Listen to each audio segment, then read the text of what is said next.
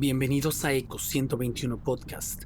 El día de hoy tendremos una entrevista con la trabajadora social Melissa Coronado, quien fue parte del Sistema para el Desarrollo Integral de la Familia, DIF, de Baja California, como coordinadora de asistencia privada en 2014, ingresando así posteriormente a la Coordinación de Atención a Grupos Vulnerables, sitio en el que permaneció hasta septiembre del 2019. Cabe destacar que Melissa formó parte de la Fundación Castro Limón, además de haber laborado más de 6 años en el Centro Oncológico de Baja California. Actualmente, Melissa labora en la clínica ENT en San Diego, y el día de hoy nos comparte un poco de su experiencia tras haber trabajado durante tantos años dando atención a grupos vulnerables. Si esta iniciativa es importante para ti, tú también puedes ser uno de los patrocinadores de Ecos 121 Podcast. Para más información, revisa la descripción y envía un correo a ecos121podcast@gmail.com o realiza un apoyo directo para cubrir el traslado y viáticos mediante nuestra cuenta de Oxo Spin. Hola, ¿qué tal? Bienvenidos a Ecos 121 Podcast. Yo soy Edith y hoy estamos aquí con la licenciada trabajadora social Melissa Coronado Fernández, quien nos acompaña en este día y quien ha atendido por 14 años en este trabajo en grupos vulnerables. Melissa, ¿cómo estás? Bienvenida a este programa. ¿Cómo te sientes hoy? Hola Edith, gracias primeramente por la invitación. Estoy muy bien, contenta de participar con ustedes, contigo en este proyecto muy bonito y pues ansiosa por la entrevista. Estoy contenta, gracias. Ok, pues vamos a empezar. Mira, primero que nada quiero que sepas que este programa lo dividimos en dos partes. Una donde nos hablas sobre tu experiencia en la estancia, en la coordinación de DIF, y la otra pues ahora como ciudadana. Ok, ¿Sale? sí, muy bien. Entonces, primeramente, cuéntanos quién eres, a qué te dedicas y cuál es tu experiencia laboral. Muy bien, pues ya lo dijiste, soy Melissa Coronado. Actualmente estoy participando en una clínica de oído, nariz y garganta en San Diego, pero antes de llegar ahí, pues estuve trabajando con la población vulnerable y hasta ese momento yo decía, no voy a tener hijos. Pausé un momento mi trabajo y dije, ok, digamos que me desintoxiqué del sistema, de las vivencias, de las experiencias, y entonces dije, ok, ahora sí, estoy lista para formar mi propia familia. Y, y pues ahorita contenta de retomar este tema y recordar esas experiencias que pues han influido en mi vida. Wow. Sabes que a lo largo de este tiempo en el que hemos conocido tu trabajo o conozco tu trabajo, se hace interesante saber primeramente qué es asistencia privada. Ok, en su momento se llamaba la Procuraduría para la Defensa del Menor y la Familia. Ahora pues es la Procuraduría de Protección a Niñas, Niños y Adolescentes. Y asistencia privada es una pequeña ramita de la Procuraduría que, como su nombre lo dice, es este vínculo entre las instituciones de asistencia social privada, llámense casas hogar, en el pasado se les conocía como orfanatos o orfanatorios, el personal que labora ahí y pues también el gobierno estatal. Y prácticamente lo que hacemos es de alguna manera vigilar, regular y acercar los recursos a los directivos y el personal de las instituciones de asistencia social privada para cuidar de la niñez, de las niñas, niños y adolescentes. Y en tu estancia ahí, porque me imagino que debe haber muchos retos, pero cuéntanos, ¿cuál fue uno de los principales retos que tú recuerdas a los que tú te enfrentaste como coordinadora? Llegando en primera instancia, la falta de recursos, y hablo de recursos, hablo de personal, hablo de recursos económicos y recursos materiales para poder trabajar. hay una infinidad de instituciones de asistencia social privada y el equipo está conformado por pocos elementos que en su momento, pues yo decía, pudiéramos hacer más, pero pues no podíamos, ¿no? Por tan limitado personal que tuvimos. Interesante. A veces uno piensa que el gobierno tiene todo y que no necesita, ¿no? Y muchas veces también juzgamos desde esta parte y criticamos el hecho de por qué no hace más o por qué no atiende de otra manera o por qué no apoya todavía más a estas instituciones, ¿no? Y puede ser un crítico muy duro. Y qué bueno que nos aclaras que ustedes también tienen carencias o tenían carencias en ese momento. Sí, y este es un punto muy importante porque a veces escuchamos, ¿no? De programas nuevos, de leyes, de normas para impulsar el bienestar, y hablo del bienestar en general, y suena muy bonito y dices, wow, pero una cosa es verlo en papel, una cosa es escucharlo y otra cosa es ejecutarlo. Y cuando te das cuenta de que lo vas a ejecutar, pues a veces realmente no estamos preparados para llegar a ese punto. Ya. Otra pregunta que se viene es, ¿cómo es que el sistema asegura que los niños y las niñas y los adolescentes, pues obviamente cuenten con el resguardo y protegidos en estas casas hogar o en estos centros de asistencia social? Mira, el gobierno, o en este caso, asistencia privada y la Procuraduría tienen sus protocolos, perdón, y sus procedimientos, eh, pero los niños, las niñas, los niños y los adolescentes no son una cosa, no son un protocolo.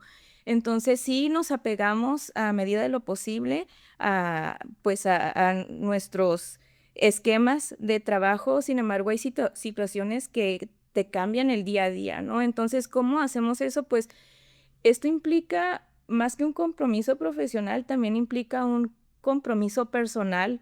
Es ir más allá a veces de lo que está establecido, es monitorear constantemente, es un trabajo en conjunto con los responsables de las casas hogar. Y no voy a hablar solamente de los directivos, porque ellos tienen, los directores y directoras tienen infinidad de actividades y a veces en su ausencia pues se queda un responsable, ¿no? Entonces es comunicación constante, visitas, una coordinación. Hablaba hace un momento de la coordinación entre los directores y la Procuraduría, pero bueno, es hablar de un albergue temporal de niñas, niños y adolescentes, es hablar del gobierno municipal, es hablar a veces del gobierno federal. Entonces es esta comunicación constante, a veces investigación que va más allá, eh, ¿no? Que sale de, como les decía, de los protocolos, y es esto, como una vigilancia constante de lo que ocurre alrededor de las casas hogar y también del albergue, porque no olvidemos que los niños, antes de llegar a una casa hogar, regularmente están en el sistema DIF, en el albergue. Melissa, ¿qué es una casa hogar o un centro de asistencia social? Un centro de asistencia social para mí, es un espacio donde si yo lo escuchara, no, por fuera, se escucha como muy frío, un centro de asistencia social, y te pueden venir demasiadas ideas a la cabeza, pero una vez que estás dentro del sistema, que lo ves y que lo vives, porque para poder hablar sobre ello tienes que vivirlo, es un espacio donde se ofrecen oportunidades a niños, niñas, adolescentes e incluso adultos, em, que se acercan ahí buscando un empleo y encuentran una familia, ¿no? Son personas que están en una situación desfavorecida, desafortunada, y llegan ahí y de repente tienes la certeza de que vas a comer, tienes la certeza de que puedes estudiar, tienes acceso a otros recursos que quizás no te imaginaste tener. Entonces, para mí, los centros de asistencia social, una casa hogar, como le quieran llamar, es un espacio necesario para ayudar a la población vulnerable, en especial a las niñas, niños y adolescentes, pues a tener mejores recursos para su vida y su futuro. ¿Sabes, Melissa? Creo que a veces la población o la comunidad critica esto porque dicen, ¿por qué tiene que llegar a una casa hogar? ¿Por qué no es restituido inmediatamente con su familia? ¿Por qué tiene que llegar a ese punto o no vivir en una familia de acogida, una familia asistida? Que es algo que actualmente se le está dando promoción a esta familia de acogida, familia de asistida, y que la casa hogar, pues obviamente es el último recurso que se puede utilizar, ¿no? Pero yo creo que tú ahí mismo inclusive viviste y fuiste testigo que muchos de estos lugares pues eran loables, que hacían un buen trabajo. Muchas veces podemos juzgar estando de fuera y decir, ¿cómo es que llegó ese niño ahí? Muchas veces esos espacios son los lugares seguros de los niños y podemos decir, ¿y por qué no está con la familia? ¿Y por qué esto? ¿Y por qué el otro? Y es fácil, ¿no? Pero yo ahí aprendí que a veces el abandono es un acto de amor. ¿Por qué? Porque a veces no podemos cuidar de nosotros mismos y no queremos que nuestros hijos o nuestra familia padezca lo mismo que estamos padeciendo nosotros. Y quizás no cuando salga esto van a decir, ¿cómo que un acto de amor? Lo es, créanme que lo es. Estando ahí ves muchas cosas que dices, preferible que esté en un centro de asistencia social. Wow. Aunque creo que esto ha ido mejorando porque hay protocolos y se va cuidando mucho, obviamente, toda esta temática de trabajo en las casas hogar. Principalmente el cuidado del menor en los espacios también. Y creo que eso es algo bueno que tiene el sistema, ¿no? Que puede regular esa limpieza, que no puede dejar pasar simplemente que todo esto pase, que ellos puedan ir mejorando, que puedan mejorar esa atención. Y por eso viene una pregunta a continuación. ¿Qué importancia tiene la formación continua de los directivos, de los trabajadores en las casas hogar? Es fundamental la preparación de quienes están sirviendo a los demás, es fundamental. Y no nada más hablo de educación, o cuando hablamos de ese tema, no es nada más cuestiones académicas, es tips para la vida diaria. Y vamos a enfocarnos en una familia, ¿no? Día a día es un reto que se vive. Vamos a suponer que tienes 3 hijos, cada hijo es diferente. Ahora pensemos en un centro de asistencia social privada donde hay quizás a veces más de 50 niños, porque hay instituciones muy grandes, 100 niños, ¿no? Entonces, es súper importante el estarnos educando continuamente en diferentes temas, en cuestión de salud mental, en cuestión en cuestión de manejo de emociones, en cuestión de regulación de las casas hogar, de protección, de seguridad. Es muy importante. ¿Por qué? Porque les decía hace un momento, así como nosotros contábamos con personal limitado, muchas veces también es difícil para una asistencia, para un centro de asistencia, sostener a su staff, a su equipo. Y pues tenemos que evitar el tema del burnout, por ejemplo, ¿no? Es estar ahí todos los días, 24/7, cuán pesado es. Entonces, es muy importante tener esta formación, cómo manejarlo, cómo acercarnos cuando hay una situación delicada. Si llega un niño y de repente nos hace una pregunta incómoda, es ahí, ¿no? ¿Qué hacemos? O llega, por ejemplo, una nueva ley o una nueva normatividad, tenemos que enfocarnos en ese tema y es importante. Yo sé que a veces el sistema se nota un poco frío y a veces se han escuchado cosas como de si abriste una casa hogar es porque puedes mantenerla, ¿no? Tristemente se han escuchado ese tipo de comentarios y bueno, si abriste la casa es porque puedes mantenerla y yo estoy aquí para regularte, pero creo que no es el caso porque la sociedad ve una necesidad que el gobierno no alcanza a, pues no alcanza a sostenerla, ¿no?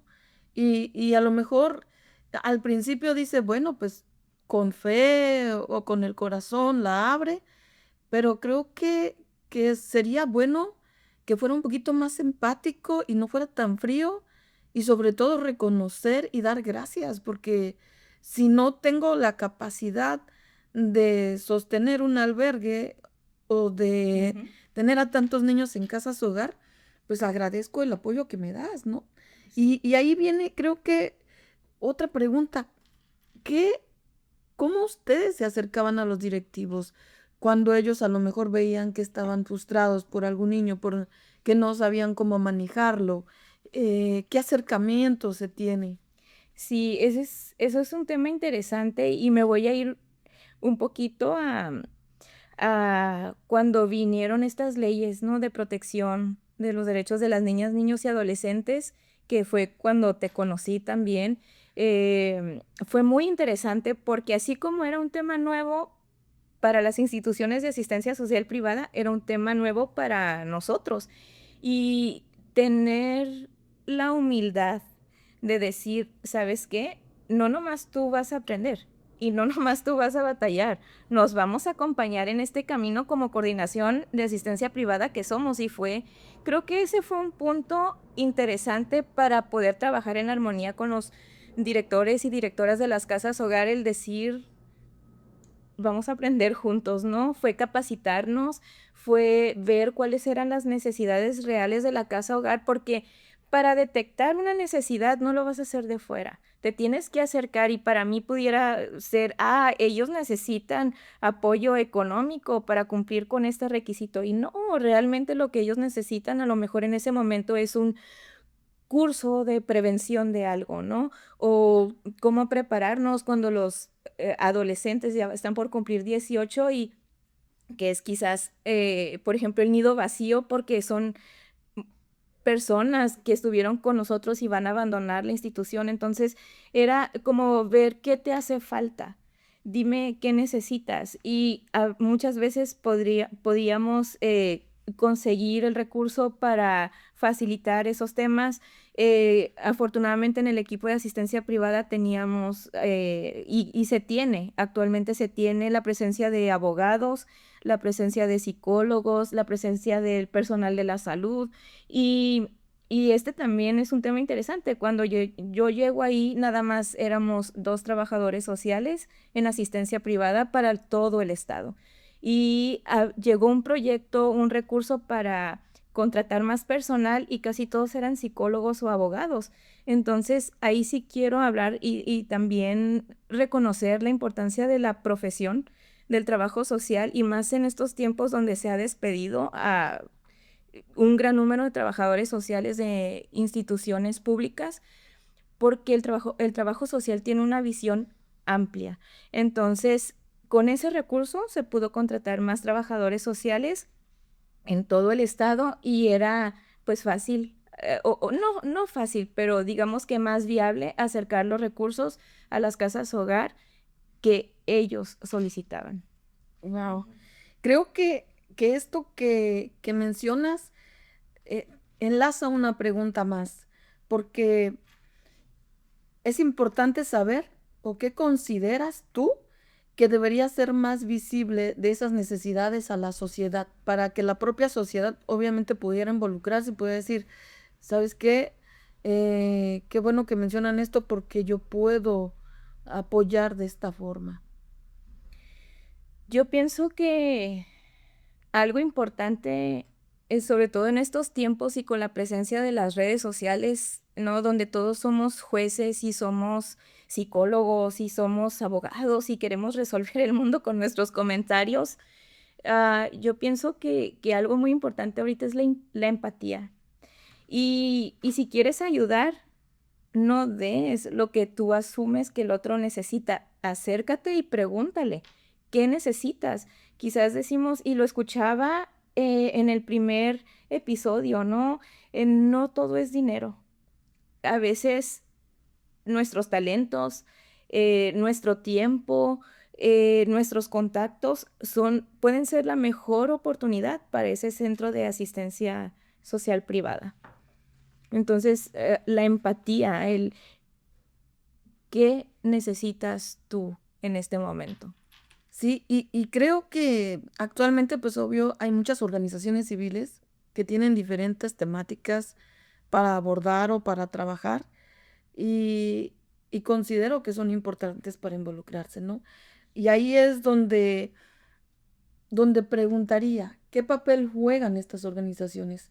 ¿Qué importancia tienen estas organizaciones para poderse acercar a estas casas hogar y poder dar esta atención un poco más integrada? Mira, recordemos que todo empieza desde el ser y así como uno requiere su red de apoyo, pues también las instituciones civiles.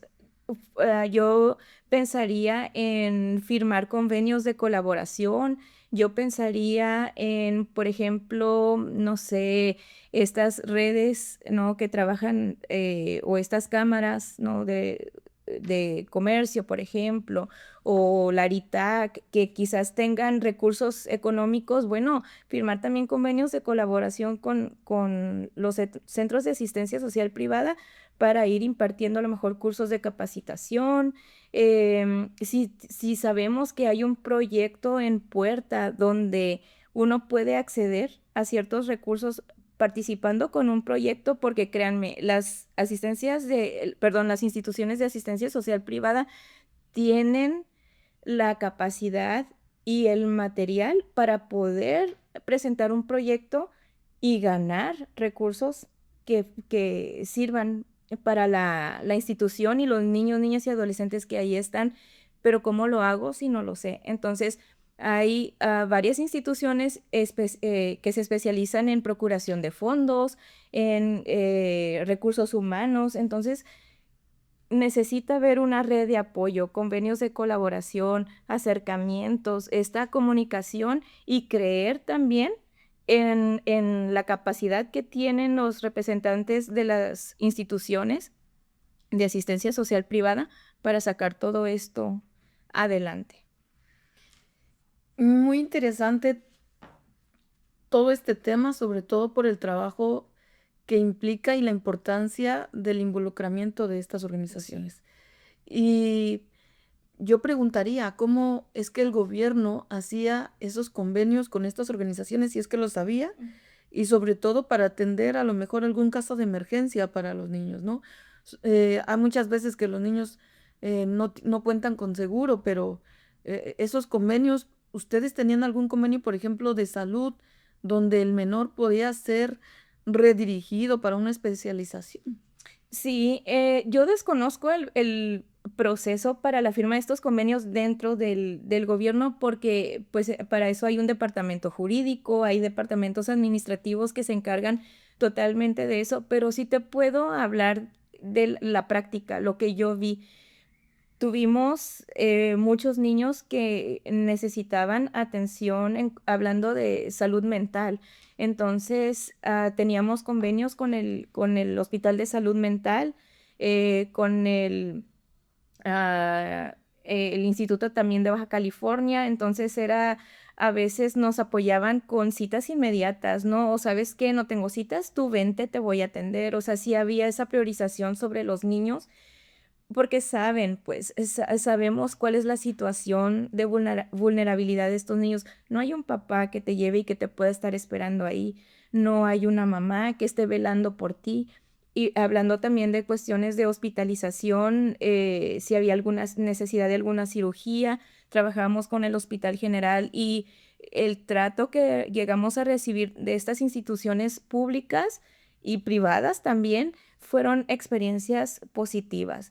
En ningún momento se le trató a los niños, a las niñas, niños y adolescentes como institucionalizados, por decirlo de alguna forma, diferente a algún paciente que pueda pagar, ¿no? Y entonces, sí hay esos convenios, sí se busca darles la atención inmediata. Sabemos que a veces por la naturalidad del caso, pues tenemos que seguir ciertos procedimientos, sobre todo para proteger pues, a los menores, pero sí hay, sí hay.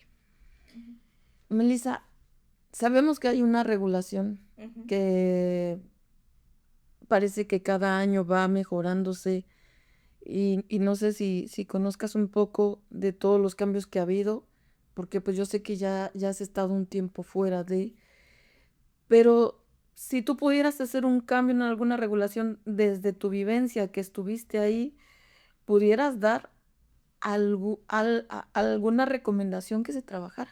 Sí, yo creo que para mí lo más importante es que haya esta vinculación entre los 3 niveles de gobierno, porque muchas veces queremos avanzar, pero en cierto nivel se atora y no le dan la importancia que se merece. Y hablo, por ejemplo, lo voy a decir, de Protección Civil. Yo he escuchado ahora muy buenos comentarios, que es más rápido, por ejemplo, bomberos, y también entiendo, y regresamos al inicio de esta entrevista, ¿no? Hay personal suficiente, eh, y luego pensamos también en las demandas de la población en general, y tenemos las demandas de las mismas instituciones y volvemos, ¿no? Hay personal suficiente para cubrir estas necesidades, pero sí, algo que yo reforzaría sería este trabajo en equipo entre los 3 niveles de gobierno y no decir, ay, esto le toca al Estado, esto le toca al municipio. No, estamos hablando de vidas, no de cosas. Melissa, por último, en esta primera etapa, ¿qué enseñanzas te dejó trabajar en la protección de menores en situación vulnerable? Yo creo que una de las principales enseñanzas es que las necesidades ahí son todos los días, no Día de Niños, no nada más Día de Reyes o Día de Navidad o Acción de Gracias, porque en algunas se celebra. Ahí la necesidad es real y es diaria. Entonces, y yo me acuerdo cuando estaba chica visitábamos frecuentemente en aquel entonces, pues un orfanatorio, ahora una institución de asistencia social privada, y recuerdo que las niñas de esa institución mandaban cartitas pidiendo su regalo, ¿no? De Día de Reyes. Y yo como niña también en ese momento decía, pero ¿por qué no piden una muñeca? ¿Por qué piden ligas para el cabello? ¿Por qué piden un champú? ¿O por qué piden útiles escolares? Sí, es Día de Reyes. Y pues ya en grande, estando ahí lo comprendí, porque realmente se necesita un gel para cabello, porque no quieres ir a la escuela y que se burlen de ti, que digan, ay, no usas champú, o sea, em, entonces una es acercarnos sin temor y decir qué necesitas. Otra, no juzgar. eh, si no conoces cuál es la situación real y no tienes diferentes versiones de la misma situación, no juzgues. Creo que esa es la mejor forma de ayudar. No juzgues si no conoces. Y otra, agradecer. Agradecer a mi familia, agradecer lo que tengo y agradecer el apoyo, pues, de quien está en mi red, porque el apoyo que tú puedas recibir es muy importante. No sabes en qué situación se encuentra una persona, qué tan vulnerable pueda estar y qué tanto pueda necesitar de uno. Y sabes qué, cabe recalcar, porque muchas instituciones, no instituciones, perdón, la población piensa que las casas hogar las mantiene el gobierno y realmente no es así. Es una ayuda que se da, pero realmente las organizaciones se mantienen de las donaciones que hacen organizaciones civiles, la población, empresas y todo, ¿no? Pero creo que es importante recalcar la importancia que tiene la sociedad de hacer conciencia de que puede acercarse y que puede apoyar. Y ese es un tema bien importante y no nada más sobre las instituciones de asistencia social, ¿no? Cuando algo no nos parece, todo es culpa del gobierno. Todo. No. Nosotros como ciudadanos, ¿qué responsabilidad tenemos en esto? Y es bien fácil aventarte la bola y decir, tu gobierno, ocúpate de todo. No. Yo como ciudadana, ¿qué puedo hacer para que mi entorno esté mejor? ¿Qué puedo hacer para ayudar si yo veo que en mi entorno hay una institución de asistencia social privada, oye, ¿qué necesitas? ¿Cómo te ayudo? A lo mejor hasta con mi misma cámara de vigilancia que tengo fuera de la casa, yo te puedo ayudar. O sea, infinidad de recursos que tiene la población en general para ayudar a las instituciones de asistencia social privada y al personal que ahí trabaja. Gracias, Melissa. Vamos a hacer una pequeña dinámica que se llama tarjetón. Ok. Yo te voy a decir unas palabras y tú me vas a decir lo primero que se te ocurra. Ok. ¿Estás de acuerdo? Sí. Bueno, primera tarjeta. Adolescencia. Diversión. Ok. DIF. Tabú. ONG. Una institución que todo lo puede. Ok. Casa hogar. Amor. Niñez.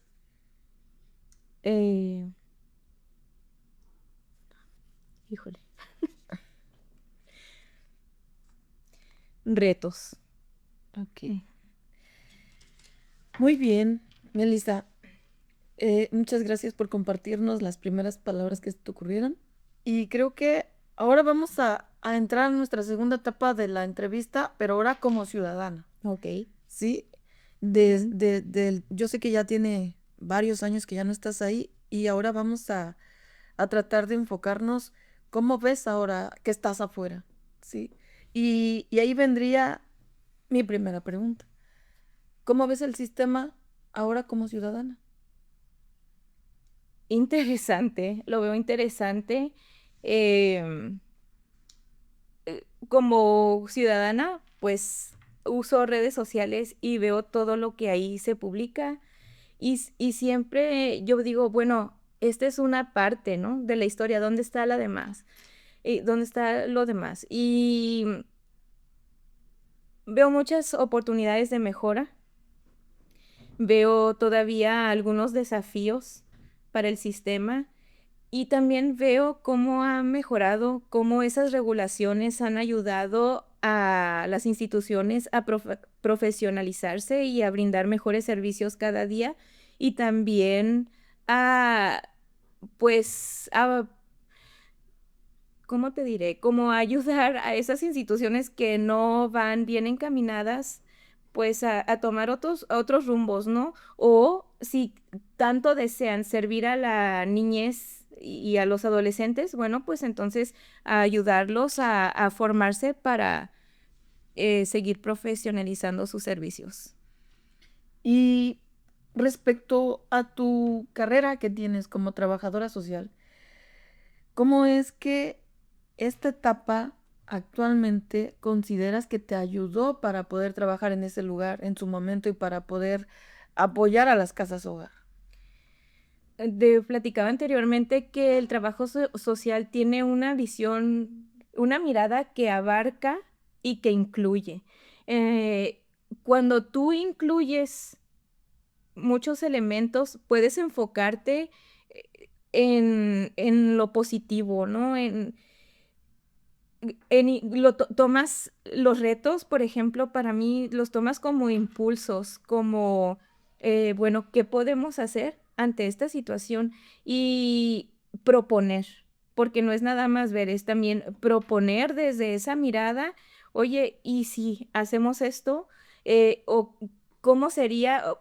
A veces tenemos plan A, plan B, pero el trabajo social te acerca desde un plan C y quizás hasta el Z, ¿no? O sea, ¿por qué? Porque entendemos que cada situación es diferente y vemos una cosa como parte del todo. Y desde tu mirada, desde la escucha de afuera, desde ciudadana, ¿cómo ves a la sociedad que percibe a las casas hogar? Yo lo que he escuchado es, regularmente han sido situaciones positivas. Sí, ha habido alguno que otro comentario, pero positivas de, mira, llevan a todos los niños a la escuela. ¿Cómo le harán para que todos los niños lleguen a tiempo a la escuela? Y no muy lejos de aquí tenemos un caso así y lo vemos y la comunidad se acerca y es cómo te apoyo o sobre todo a esos niños, ¿no? Entonces sí veo que son como experiencias positivas o ideas positivas de las casas hogar. No falta algún comentario que se deje influenciar por lo que ve a veces en otros estados o a veces en una novela, no sé, ¿no? Y juzga sin saber realmente lo que está pasando, pero últimamente lo que yo he escuchado ha sido positivo. Sabes que han habido situaciones complicadas que yo creo que el sistema atraviesa y este desconocimiento por parte de la sociedad en el trabajo o en las regulaciones hace principalmente que se vea de una manera o se juzgue de una manera dura, Sí. ¿no? Que se critique, sin saber que también nosotros como sociedad tenemos responsabilidad y tenemos la oportunidad de apoyar a estas instituciones, ¿no? Yo como ONG, si tengo psicólogos, pues a lo mejor puedo acercarme a ofrecer mis servicios y creo que hay mucho desconocimiento de todo ese apoyo que existe actualmente. Sí, así es. Entonces, como mencionaba, es importante acercarnos y decir, lejos de criticar o de hablar sobre lo que desconocemos, es qué necesitas, cómo te ayudo, porque un comentario malintencionado, ¿en qué va a beneficiar? O el conocer a medias la situación e inventar un rumor acerca de eso. Y yo creo como ciudadana en algo. Primero, si yo voy a decir algo, eso que voy a decir, ¿beneficia a los demás o lo afecta? Y si lo afecta, entonces, ¿para qué lo digo? ¿Me va a beneficiar a mí en algo? No, entonces, ¿para qué lo digo? Mejor acciono. Entonces, ¿qué puedo hacer yo al respecto? Pregunta. Si tienes esa tanta, si tu intención es de ayudar, acércate y pregunta.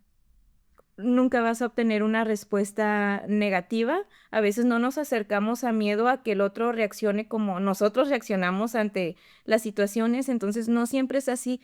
Acérquense, pregunten, ¿qué necesitas? Oye, yo te ofrezco esto, ¿lo necesitas? Y si en ese momento te dicen no, no te sientas rechazado y digas, ay, no, qué mal agradecidos. ¿Por qué? O sea, ¿por qué tienen que aceptar algo que yo estoy ofreciendo si no lo necesitan? Pero también te pueden redirigir a otro lugar, porque acordémonos que hablaba de una red de apoyo y entre las instituciones de asistencia social privada y también del gobierno hay conocimiento de lo que pasa alrededor. Entonces, ok, yo en este momento no los necesito. Pero ¿sabes quién sí? Y te redirijo. Entonces, debe de haber un acercamiento. Sobre todo, yo creo que en esta temática donde has trabajado, por ejemplo, para hospitales, donde has visto toda la necesidad que hay, que también ellos, que son instituciones que también batallan muchas veces con los recursos y que ofrecen pues este apoyo que muchas veces al gobierno no le da, hablando del IMSS o hablando de Hospital General, considero que es importante que la sociedad pueda apoyar también a las otras organizaciones, ¿no? Melissa, nos comentabas acerca de esta importancia como trabajadora social y no solo eso, sino de apoyar no solo a las casas hogar, sino a los asilos, a los hospitales, porque tú trabajaste en varias áreas y tienes mucha experiencia en ese lado, ¿no? Entonces, ¿cómo decirle a la comunidad, a la población, que hay mucha necesidad de apoyo? Yo pienso que primero es hacer contacto con uno mismo y ver qué me mueve. ¿Cuál es la causa que a mí me inspira? Si yo no estuviera ahorita aquí, ¿en dónde me gustaría trabajar y acercarme a ese lugar? Y voy a hablar desde mi experiencia, trabajé con niños con cáncer, trabajé con niños pues en casas hogar, niños que se encuentran aún en el sistema, en el albergue, trabajé con personas con discapacidad, trabajé con adultos mayores, trabajé con la comunidad afuera, pues con la comunidad en general, en colonias remotas que dices, wow, ¿cómo hay gente viviendo aquí? Entonces, ¿qué te mueve? Y partiendo de ahí, busca qué instituciones, ahora, ojo, es bien importante saber qué instituciones están constituidas o qué instituciones están comenzando y que sabes que hacen un buen manejo de los recursos, a esas acérquense, pregunten cómo te apoyo, qué te ayudo, en qué te ayudo, en qué necesitas. Viene un evento, a lo mejor no puedo aportar, pero puedo sumarme como voluntaria. Esta es mi profesión, te puedo apoyar de esta manera, ¿no? Entonces, acérquense con lo que les inspira, porque yo pienso que no hay nada mejor que servir en un lugar donde sí vas a dar, pero también vas a recibir, y no hablo pues de cuestiones económicas, es la experiencia, lo que nutre tu espíritu, ¿no? Tu esencia. Entonces, acérquense a eso que les llama la atención. Creo que hay una parte fundamental que tú acababas de decir, los trabajadores sociales, que están comenzando, que quieren servir, que están a lo mejor buscando lugares. A ellos, ¿qué les recomendarías para iniciar en este campo? Y yo creo que va también relacionada con la respuesta anterior, vamos explorando caminos en esa etapa temprana, ¿no? De la carrera. Entonces, no se cierren a solo un campo de acción. Busquen vivencias, busquen experiencias, porque eso te ayuda para tu experiencia profesional. Eh, si saben de algo que está en su comunidad, pues acérquense. Oye, ¿aceptas trabajo social? Muchas veces ni siquiera saben lo que es un trabajador social o para qué sirve. No, pues no tengo niños que te lleves. No, nosotros no nos llevamos a los niños. No, no vengo a cerrarte tu lugar, no, vengo a aportar. Entonces, también esa parte de venderte, porque seamos honestos, ¿no? Tú te vendes. Vendes tu experiencia, vendes tu conocimiento, vendes pues todo lo que, tus ideas. Entonces, yo vengo a ofrecerte esto, yo te puedo ayudar de tal forma. Y otra cosa, primero informémonos de a dónde nos estamos acercando. Muchas veces llegamos, pues es que no sé cómo te puedo ayudar. No, infórmate a dónde vas, qué puedes hacer, qué puedes aportar y acércate como eso que eres un profesional y tienes muchos recursos para ofrecer. ¿Y qué es un trabajador social? Porque yo creo que mucha gente quizás no sepa qué hace esta carrera. Pues es que, mira, si tú te vas a las definiciones básicas, te van a decir, ay, un agente de cambio. Y sí, sí lo somos, pero depende de en qué medio te estés desarrollando, porque te puedes desarrollar dentro del área empresarial y puedes trabajar como un procurador de fondos. Puedes trabajar a nivel directivos, puedes trabajar a nivel de coordinación si te gusta el operativo y es una carrera muy bonita porque a donde quiera que tú vayas, tú puedes hacer algo. Entonces, yo más que una definición, te diría que el trabajo social se vive. Si te gusta ir a la comunidad, híjole, pues puedes desde capacitar a la comunidad, acercar recursos a la comunidad o si te gusta el trabajo social de casos, entonces, ok, pues busco un espacio donde yo pueda ser manejadora de casos. Si te gusta la cuestión de grupos, pues también no puedes trabajar en escuelas, puedes trabajar en hospitales, puedes trabajar en instituciones privadas. El campo laboral es muy amplio y te digo, más que una definición es cómo se vive. ¿Qué hacemos? Podemos detectar cuál es una necesidad real, podemos, investigamos también, entonces, por alguna cuestión ahí que tú veas en la superficie, puedes ir hasta el fondo de eso, prevenir, detectar de manera oportuna para accionar de manera oportuna y pues que haya una repercusión favorable, ya sea a nivel comunidad, a nivel familiar e institucional. Y yo sé que trabajaste en la coordinación estando soltera Sí. y después obviamente te embarazaste y actualmente tienes 2 hijos, ¿no? Ahora que eres mamá, que tienes 2 hijos, que sabes qué es lo que eso significa, Sí. ¿cómo ves a las casas hogar? La respeto. La respeto. Siempre les he tenido un respeto y ahora yo creo que más que nunca, porque si con 2 es difícil, y te lo mencionaba al principio, ¿no? Con 30, con 20, con 15, o sea, así fueran 2, es un reto interesante, son desafíos diarios, el no dormir porque el niño se enfermó, porque la niña algo, porque tienes que atender las juntas en la escuela. Ahora, yo tengo 2, ellos cuántos tienen, y poderte dividir para cubrir todas esas necesidades y son y por eso los respeto aún más, porque no nada más se enfocan en la necesidad básica del niño, sino dónde están las cuestiones afectivas, las cuestiones morales, las cuestiones religiosas, porque es importante en la formación del ser humano. Y todo esto, las instituciones de asistencia social privada buscan cómo cubrirlo. Entonces, no desestimemos el trabajo de las personas, del equipo, de las instituciones de asistencia social privada. Entonces, ahora como madre, mi respeto es mayor. Creo que es importante que nos des un mensaje, o sea, ¿qué mensaje le darías a la comunidad, a la propia academia, hablando de las universidades, de las instituciones que hay actualmente afuera para acercarse a estas casas hogar o estos centros de atención?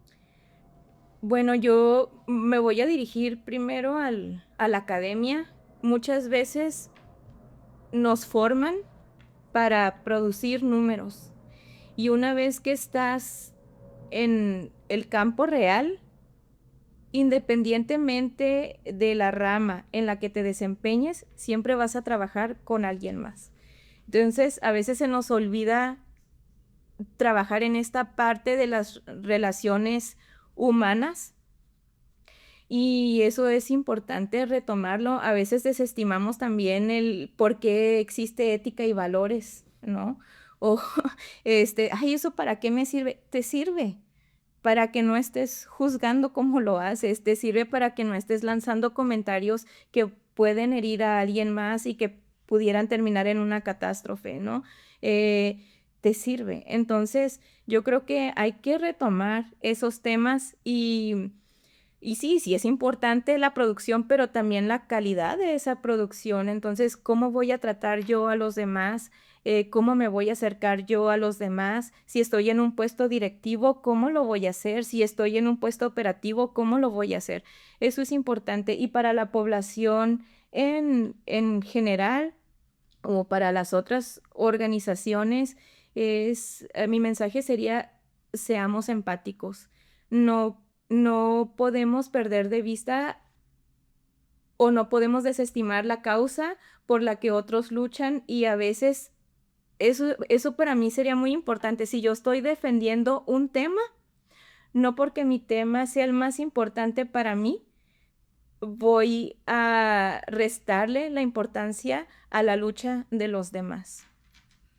Melissa, muchísimas gracias por haber aceptado esta entrevista. Gracias por compartirnos toda tu experiencia desde haber estado dentro del sistema, fuera del sistema, como mamá, en todas tus etapas. Creo que fue muy enriquecedor tenerte aquí en Eco 121 Podcast. Y pues muchas gracias a toda la comunidad que por hoy nos acompañó. Esto ha sido todo por parte de Eco 121 Podcast. Esperamos que nuestros oyentes encuentren interés en esta información y que si quieren apoyar alguna de estas instituciones, pues pueden informarse con nosotros a través de nuestros episodios que ustedes han visto y también pueden acercarse a nuestras páginas y redes sociales. Los invitamos que apoyen este proyecto y sobre todo que nos den like y que nos sigan en nuestras redes sociales. Y muchas gracias. Gracias por este espacio. Muchas gracias. Esto ha sido todo por parte de Eco 121 Podcast. Deseamos que este episodio haya sido de su agrado y agradecemos por su atención. También hacemos un llamado a la comunidad para apoyar nuestra iniciativa y así llegar a las personas correctas. Pueden seguirnos en nuestras redes sociales para difundir nuestro contenido. Y no lo olviden, todas las voces cuentan.